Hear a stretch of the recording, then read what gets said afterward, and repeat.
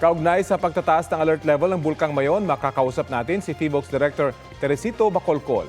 Magandang umaga at welcome po sa Balitang Hali.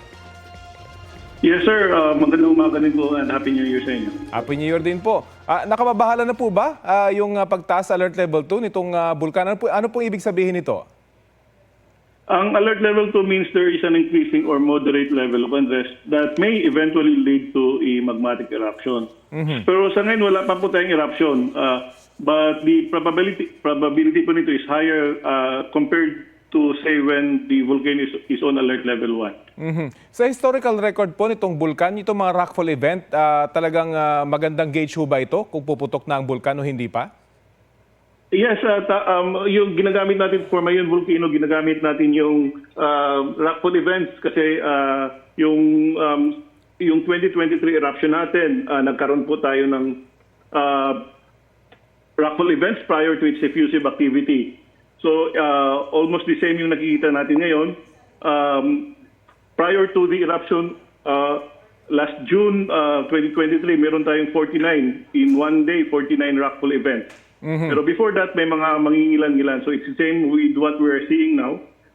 So ang ibig po kasi sabihin nito, may magma na umaakyat and nadidislodge niya yung mga bato na nasa tuktok ng bulkan. Kaya nagkakaroon tayo ng rockfall events. Matarik po kasi itong bulkan. So itong mga rockfall event talagang magandang gauge kapag may umaakyat na magma. Doon sa history po nito, kung 50 rockfall events sa isang araw, sa mga susunod na araw, ano po yung likelihood na sumabog na itong bulkan? Again, we assess this on a day-to-day basis. Kung pagbabasehan natin yung 2023, after the 49 rockfall events in a day, nagkaroon ng more than 200 rockfall events within 4 days. So, titingnan natin kung the same pattern ba, but may mga scenarios tayong nakikita. Again, yung first scenario natin is katulad ng 2023, where the activity is more effusive. And when we say effusive eruption, hindi siya explosive, lalabas lamang ng lava doon sa dalisdis ng bulkan. Ang mangyari dito, this would take longer para matapos. So yung 2023 took us 6 months bago humupa ang bulkan.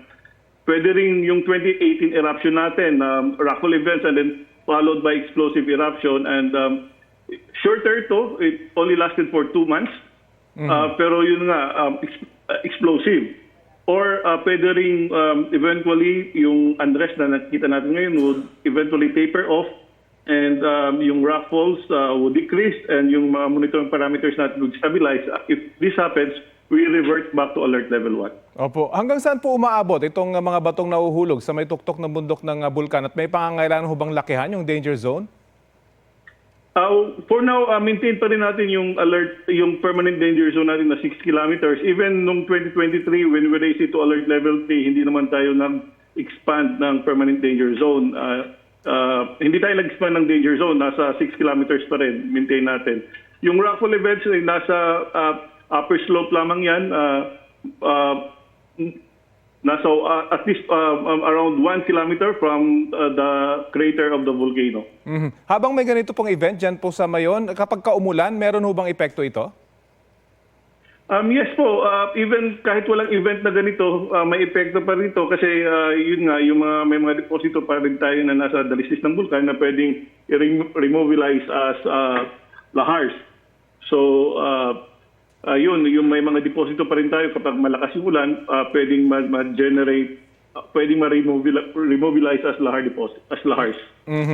May pagkakataon po kayo na makiusap sa ating mga kababayan dyan po sa lugar ng Bulkang Mayon sa inyong pagkakataon, baka may panawagan po kayo.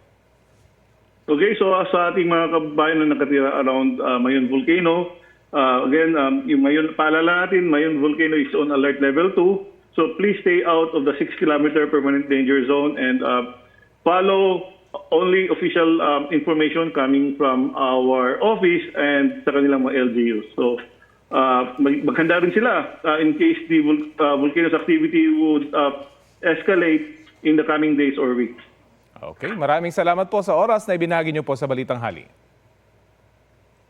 Si PHIVOLCS Director Teresito Bacolcol.